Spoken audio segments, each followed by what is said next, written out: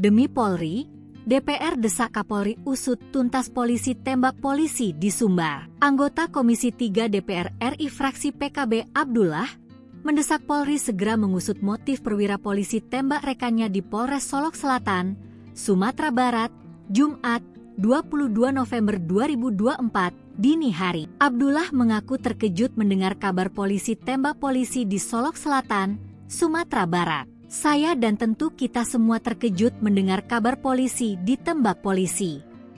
Dan saya mohon institusi Polri mengusutnya, bagaimana sebenarnya motif kasus itu terjadi, kata Abdullah di Jakarta, Jumat, 22 November 2024. Pria yang akrab disapa Gus Abdul itu juga meminta Polri untuk terbuka dalam mengusut kasus penembakan tersebut. Harus transparan, gak boleh ada yang ditutup-tutupi.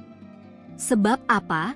Ini demi nama baik Polri juga, ucapnya. Lebih lanjut, legislator asal Dapil Jawa Tengah Enam itu juga mengingatkan semua pihak untuk tidak berspekulasi menanggapi kasus penembakan itu. Jadi kita support Polri, kita percayakan Polri mengusutnya dengan tuntas.